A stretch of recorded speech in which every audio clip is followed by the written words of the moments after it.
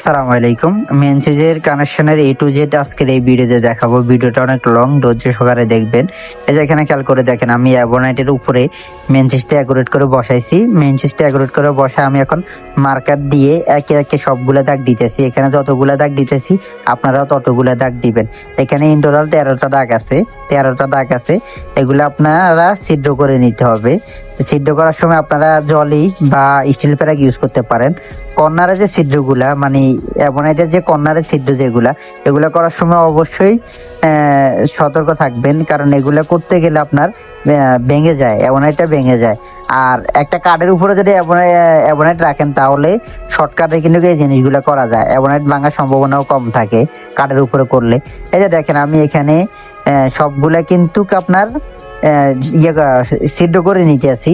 অ্যাবোনাইটটা সিদ্ধ করে নেওয়ার পরে আপনার একটা কাজ করতে হবে, অ্যাবোনাইটটা হালকা একটু যখন সিদ্ধ করবেন তখন এইটা স্ক্রু ঢুকবে না, তখন আপনি টেস্টার দিয়ে এগুলো আবার পরিষ্কার করে নিতে হবে। দেখেন আমি টেস্টার দিয়ে এগুলো আবার ক্লিয়ার করে নিতে আসি।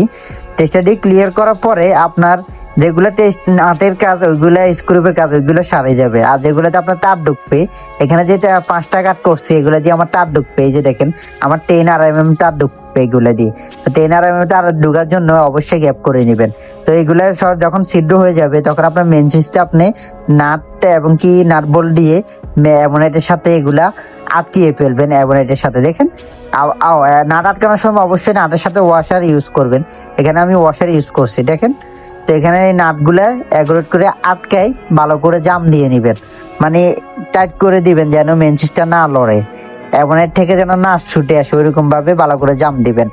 হ্যাঁ, জাম দেওয়া হয়ে গেলে আপনার আসবে হলো তারের কানেকশন।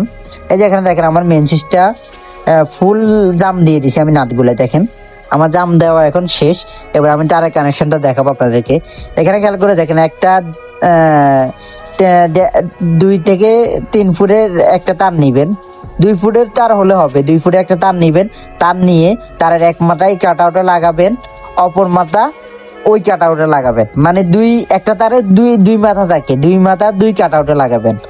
একটা তারের 2 মাথা থাকে, 2 মাথা 2 কাট আউটে লাগাবেন। দেখেন আমি কিভাবে লাগাই, 2 মাথা 2 কাট আউটে লাগাই দিতে আসি। এই যে দেখেন আমার এক কাট আউটে লাগানো শেষ, এখন আরেক কাট আউটে লাগাইতে আসি।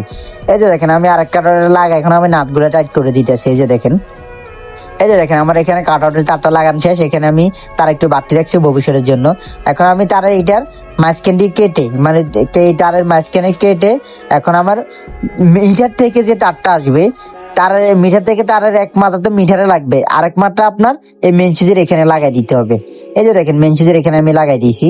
এই যে দেখেন আমার মেন সুইচের এখানে এই জয়েন্টটা একটু ভালোভাবে দিতে হবে, জয়েন্টও ভালোভাবে দিতে হবে। এখানে আপনার এটা যেন লুজ কানেকশন না থাকে। এই যে দেখেন আমার জয়েন্টটা কেমন হয়েছে, এটাকে টি জয়েন্ট বলে। জয়েন্টের পরে এখানে ভালো করে টেপ মারতে হবে যেন এখানে শর্ট করার সম্ভাবনা না থাকে। এই যে দেখেন আমি ভালোভাবে টেপ মারতেছি। এখানে কিন্তু একটু বেশি করে টেপ মারতে হবে। এই যে টেপ মারা শেষ হয়ে গেলে এই যে দেখেন এবার আমার হলো নিউট্রাল তারটা, নিউট্রাল যেটা মিটার থেকে যে নিউট্রাল তারটা আসে ওইটা আমার ডাইরেক্ট মেন সুইচের এই কান্নায় লাগে যাবে। এই দেখেন এই মেন সুইচের কাঁসায় লাগাই দিয়েছি আমি। এই যে দেখেন আমার মেন সুইচের কাঁসায় আমরা মিটার থেকে যে নিউট্রাল তারটা আসে ওইটা লাগাই দিছি। এই যে দেখেন এই কানেকশনটা শেষ। তাহলে আমার দুটোটা তার লাগিয়েছে, ফেজও লাগিয়েছে, নিউট্রাল লাগিয়েছে। তাহলে আমার এখানে আর কোনো তারের কানেকশনে নাই। আর আমার ডিবি থেকে যে তার আসবে ওইগুলা কাট আউটের উপরে বসবে। আর ডিবি থেকে যে মেন নিউট্রাল আসবে সেটাকে আমার এই কালো তারের এখানে লাগিয়ে যাবে, ঠিক আছে, অপর পাশে, মানে ওই সাইডে লাগিয়ে যাবে। তো আশা করি বুঝতে পারছেন। তো সবাই ভালো থাকবেন। আর যদি কোনো সন্দেহ থাকে তারপরেও যদি না বুঝেন তাহলে অবশ্যই আমাকে জানাবেন।